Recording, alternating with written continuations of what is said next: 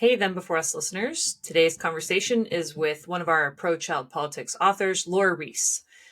Lora Ries is the director of the Border Security and Immigration Center at the Heritage Foundation. She has nearly 30 years' experience in the immigration and homeland security arena. Ries worked twice at the Department of Homeland Security, most recently as the acting deputy chief of staff.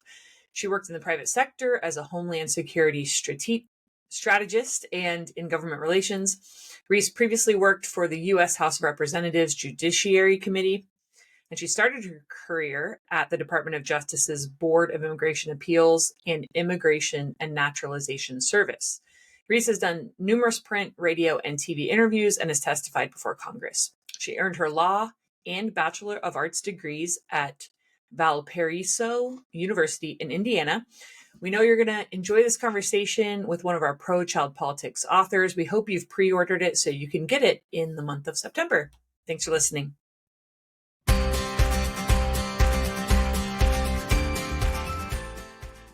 Hey everyone, welcome to the Them Before Us podcast. I'm your host, Jenn Friesen, and thank you so much, Lora, for joining us. Well, thank you for having me on. You know, the American understanding of the border does seem to be it seems to hinge on what media they're ingesting. So if you're on X, you can see videos and you can hear what's going on. But I saw a man on the street interview where a guy was asked, do you care about what's happening at the border? Are you worried about that? And he said, there's nothing really happening at the border. So he was kind of clueless or just thinks it's all sort of a lie, maybe politically people against Biden Harris. I'd love it if for our listeners, so, we have people that are pretty engaged on the social side of things, marriage and family, but maybe not super read in on things like border security. Can you just lay out for us what's happening at the border? I know this isn't just in the last 5 years, though maybe it's gotten way worse, but this is a many decade problem. Can you just kind of fill in the layperson what's happening at the border? The past 3.5 years under the Biden-Harris administration, they have implemented a open border policy, an open border agenda, and operations that go with it. And so the numbers of people who have come from about 180 countries around the globe have taken advantage of it. And the numbers are pretty shocking. This administration has hit a lot of records when it comes to border and illegal immigration, and unfortunately, none of them are good. So Customs and Border Protection encounters of inadmissible aliens has exceeded 10.2 million people in the last 3.5 years. Add to that another at least 2 million what are called known gotaways. These are people who purposely evaded the Border Patrol and got into the U.S. They're called known because CBP either saw them on a camera, they were picked up on a sensor, they could track their footprints, but CBP didn't encounter them personally. Add to that unknown gotaways, and we're talking about many millions of people just in 3.5 years. And so those numbers are, and these migrants can go wherever they want to in the U.S. And so they are resettling in communities across the country. And it is one of the reasons that so many Americans view this as their number one issue. And we say every state's a border state now. Every town's a border town because they are seeing it in their overcrowded schools, in their overcrowded emergency rooms, their ridiculous costs that are going to shelter and feed these millions of people. The dollar amounts are starting to come out. New York City, $5 billion under this administration. Massachusetts, $1 billion to shelter. And so this isn't something that a country can sustain. So this man on the street, but for the grace of God go he. But too many Americans are losing their lives to criminal aliens, to the fentanyl poisonings that are coming through that open border. Americans are fed up and they want to be safe. Yeah, that's great points. And now talk a little bit about minors specifically, because, the point of pro-child politics is that we're trying to take all of these topics and refocus it from the perspective of children. And just from the perspective of those coming across the border, how many of those are minors and what's happening to them specifically? Yeah, so a subset, unaccompanied alien children or minors. Another bad record. Over 521,000 unaccompanied children have crossed during this Biden-Harris administration, and they are allowed to resettle here. Early in his tenure as Secretary of Homeland Security, Alejandro Mayorkas said publicly, said in the cameras, if you come as an unaccompanied child, we will not turn you back. That was free advertising to the traffickers and the smugglers and the cartels to take advantage of it, and that they have. Then the New York Times, of all publications, has done a series on what happens to many of these children. So the Democrats a number of years ago, post 9/11, when Department of Homeland Security was created in Congress and stood up, the Democrats on the House Judiciary Committee said, we're not going to give the housing of unaccompanied children to DHS. We're going to hand that over to the Department of Health and Human Services, further fragmenting the immigration system. We've got, immigration parts and agencies in DHS, HHS, Department of Justice, Department of State, Department of Labor. And so the left hand doesn't know what the right hand is doing. So no surprise, Health and Human Services has lost at least 85,000 unaccompanied children who've come here. And the New York Times has reported that many of these kids are then subjected to sex trafficking here in the US and or child labor violations. Now, the Department of Homeland Security Inspector General just issued another report saying that Health and Human Services has lost track of another set of tens of thousands of children who've not reported to immigration court as they were supposed to. In addition to that, ICE, Immigration and Customs Enforcement, has not placed almost 200,000 unaccompanied children in court proceedings, which is an opportunity for the judge, for other government representatives to encounter these children and do a wellness check. So we just have tens of thousands of children floating around in the US with very suspect, quote unquote, sponsors who aren't vetted by HHS, who themselves can be illegal aliens, who can be traffickers themselves, and these children suffer from it. Yeah. I mean, hearing some of this reporting, like you're saying, even the New York Times is talking about it. It's so horrible. And when you talk about, we think about billions of dollars that fall through the cracks, and the government can't account for billions that they've taken from us in taxes. But when we talk about falling through the cracks right now, we're talking about human beings, and we're talking about children. So people listening, when you think about your 5, 6, 7, 10, whatever it is year old, that maybe people in these other countries are thinking that they're sending their children to a better life or whatever is happening there, whatever their motivation is. The reality is the kids are ending up somewhere with, like the story you start your chapter with, so good. It just is heart-wrenching. She shows up at an aunt, quote unquote, an aunt's house. It's a woman who's running basically a brothel and who's going to pimp this girl out. That's the story of what's happening to kids when they're not being able to be tracked across the border. And when they're not being tracked as they're being brought across the border.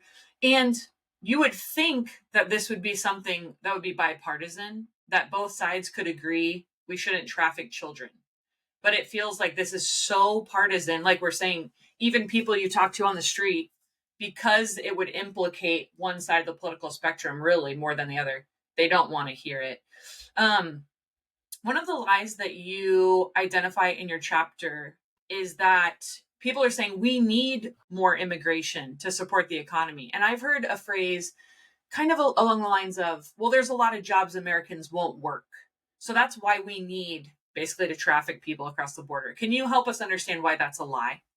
Yeah, there's two parts to that. The line of, well, these are jobs Americans won't do is both false and insulting. Americans are hard workers, and you can't tell me that an American won't take a good paying job.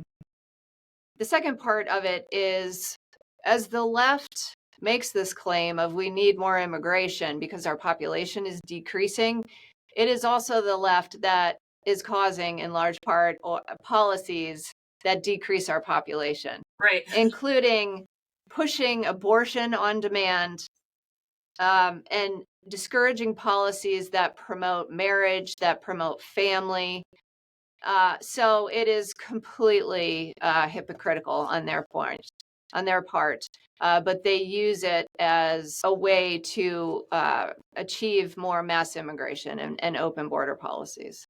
Yeah. Well, and isn't that it's sort of insulting because they're indicating that there's jobs Americans won't work, and they mean what? Housekeeping. And my first job was a housekeeper at a like an assisted living residence. So there's jobs that aren't supposed to. They're not supposed to be a career, like working at McDonald's, whatever. Those initially were supposed to be jobs for young people to work, right? To just get some money, service jobs and different things.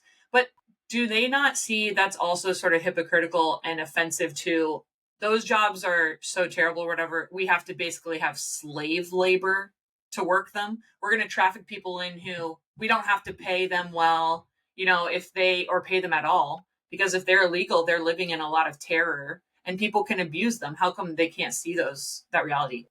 It is extremely elitist. And so the people making the laws and making these statements don't see it themselves and believe that they won't be affected. And it is extremely insulting to everyday Americans who just want to put in a good day's work and make enough money to support their families and to provide a better future for their children. Right. And yet, Americans are seemingly not allowed to have those goals, but illegal aliens can. And if you point that out, then you're the racist. Another lie that you talk about in your chapter for pro child politics is that the politicians who want to secure the border or want a border wall or want mass deportation or any of those things, this is all because of racism. And President Trump was accused of that a lot. Building a border wall, I'm sure you saw, and a lot of people made fun of at the DNC had a giant, literally a fence around their entire thing, and you had to have credentials and ID to get into the Democratic National Convention. But help us understand what can we say when people say that these border security policies are racist? Well, right now, CBP is reporting foreign nationals coming from 180 countries. Which race would that be? I mean, it's nearly the entire globe. And they are exploiting the very obvious open border agenda and operations that this administration has caused. And so there's nothing racist about exercising your sovereignty as a nation. Every other nation seems to be able to exercise their sovereignty. It's only the US, according to the left, that can't do so and can't enforce its borders or enforce its laws. There's nothing racist about protecting Americans in their country and in their communities from gang members, from convicted felons, from fentanyl poisonings. There's nothing racist about protecting migrants from cartels and from rape and from assault. So it's just an old division tactic trope that the left repeats. It doesn't really work anymore. More Americans are awake to the fact that it's just a knee-jerk statement the left uses in an attempt to silence their opposition. Those are great points. What would you say is the biggest impact of illegal immigration on American children? How are they being impacted by this? You've pointed out some of those things, but Well, part of it is in school. And so you talk to teachers and school administrators, and suddenly they have rapid increases in enrollment in their schools from these migrants resettling there. And so you've got overcrowded classrooms. Many of these children don't speak English as a first language or at all. So they have difficulty in understanding instruction or the content. And so the American students then suffer. They're not getting as good an education because teachers have to divert so much of their attention to these other children who have a lot of needs, let alone the costs that go to pay for all of that. Also, competition in terms of getting into colleges, getting jobs, either in high school or their first job coming out of college, or even later in the career. So it is a good point to make that it is American children who also experience this mass migration and who suffer for it. What is the best way for us to balance the American ideals? A lot of us feel like, we should be this place. We're like that shining hill, shining light on a hill. We want people to come, bring us your tired and bring us your, all these things, right? The Statue of Liberty poem. But how do we balance compassion and wanting immigration and wanting people who want to be American or who are escaping religious persecution, etc.? We want a place for them to come, but how do we balance that with just having everything wide open and people just flooding in that don't share our ideals a lot of the time? Right. We need to get to a lawful, orderly, and manageable immigration system, and manageable every year. So that means you've got to draw a line somewhere. You don't want to let in criminals. You don't want to let in terrorists. But also, how many can you thoroughly vet for the security of Americans? And for what reasons do you want to bring them here? Do we want to have right now more come for employment and less so for, family reasons? Right now, our immigration system, it's about 2/3 family-based green cards, 1/3 employment. Let's have a conversation. Do we want to change that ratio and make it more about labor needs of Americans and American employers, and end that chain migration that we experience? In terms of humanitarian, asylum, and refugee, we have gotten far afield from what the U.S. signed up for post-World War II. Asylum protection is supposed to be because you are fleeing persecution from your country on account of your race, your religion, your nationality, your political opinion, or membership in a particular social group. And right now, that has been so watered down that anyone can make a claim for anything, whether you are a victim of domestic abuse. As awful as that is, that's not a ground for asylum. At least that's not traditionally been. So the left will try and shoehorn climate change into being a member of a particular social group. I mean, Wow. basically, you can't even recognize our asylum or refugee system anymore. And they're just using it as a tool to get more people into the US. So we need to get back to original intent and get back to a system that has some integrity. Yeah, that's great. Those are great points. It makes me think too. We had a colleague, one of your colleagues, who's a one of the other authors in the book on foreign policy. We were talking about the impact of sort of the forever wars, and America is trying to go and do all these different things, and there's war all over the world. But it seems like the ideal would be that a person can stay in their home country where they have their culture and their language, and that they would be safe and happy, etc. But you kind of see that strong American foreign policy and deterrence of a lot of the war and crime and things that are going on in a way that we can without, putting soldiers on the ground would be helpful.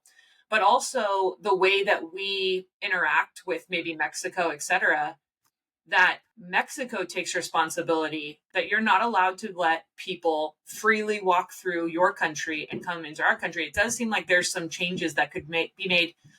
You talk in the chapter about how there's some choices being made that are helping, but they're very downstream. So what would you say is the most sort of upstream changes that could be made? Well, there's a concept called safe third country. And again, if you are seeking asylum or refugee protection, you're fleeing for your life. And the notion is that you should seek protection in the first safe country in which you enter, not country shop, and traverse multiple countries that could have provided you protection just to get to the US because that's where you wanted to get to in any case. And often for economic reasons, not because you were really fleeing for your life. And so during the Trump administration, we had put some of those policies in place, and they were very effective. One was called Remain in Mexico program, which was if you were trying to illegally enter from Mexico and claim asylum, you could apply for asylum, but you weren't going to do it from inside the US. You were going to wait in Mexico until your court proceedings were over. And it stopped the caravans of people who were coming here because they knew they no longer had that golden ticket to get into the US and then disappear. Also, with Central American countries, we negotiated that we would help them build up their law enforcement services, some of their biometric IT, and they would enforce their respective borders. And if we had an asylum applicant here who went through their country, let's say Guatemala, for example, we were going to return them to Guatemala. Mm. And often what would happen is that alien would then say, well, I don't want to apply for asylum in Guatemala. I'm just going to go home. Thanks. Exposing the fraud that was happening. Right.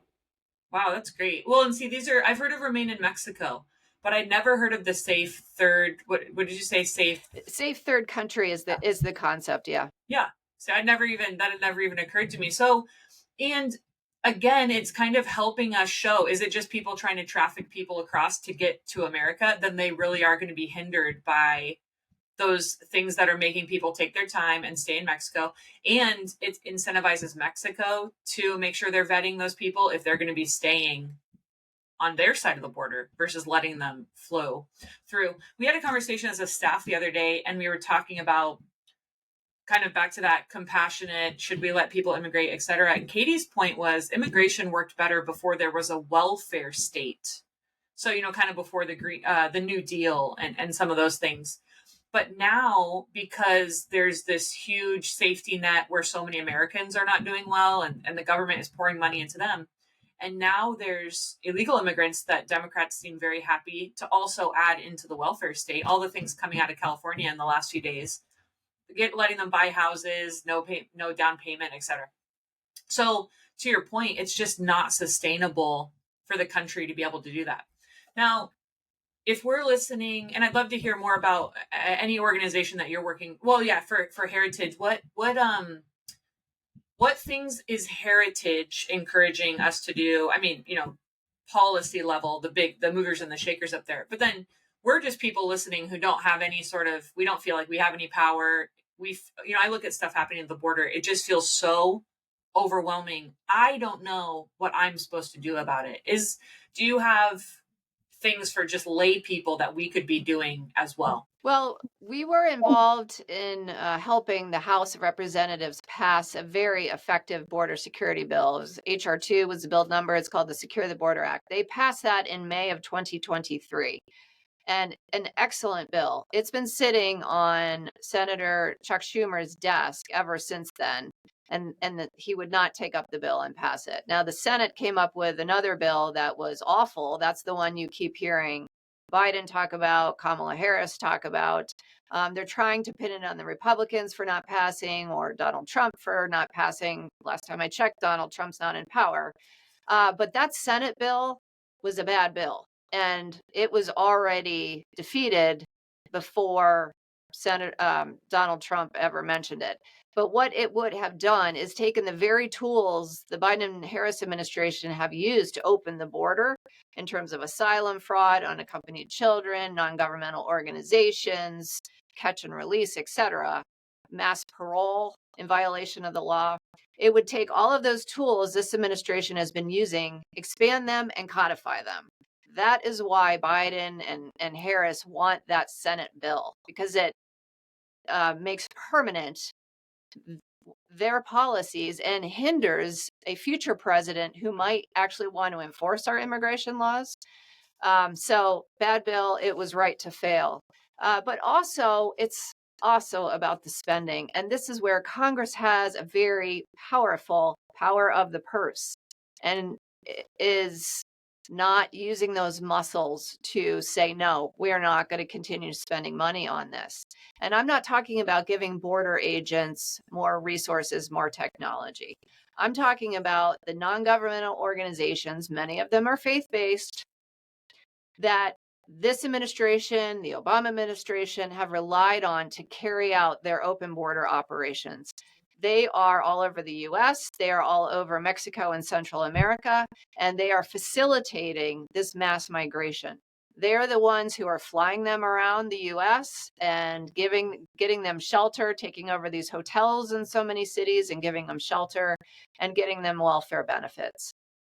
Congress needs to defund it. And unfortunately, these pots of money are all over the government because I said before, immigration's so fragmented. So just billions of dollars going to State Department and DHS and Justice and Health and Human Services. These NGOs have grown addicted to it. And in some cases of these faith-based organizations, they make more money off these federal grants than they do from church donations. It's completely perverse. Wow. Yeah, if you're listening and you just feel like I'm not sure what to do, I would highly recommend, well, first, order Pro-Child Politics. Lora's chapter is excellent. You will feel very educated on this topic after that, but also go to heritage.org and there's so many great issues you can just get educated on, research, and then, we should vote in accordance with pro-child policies, and we should contact our legislators and talk to them about the things and present these views. Lora, thank you so much for your chapter and your time today. Thank you, Jen.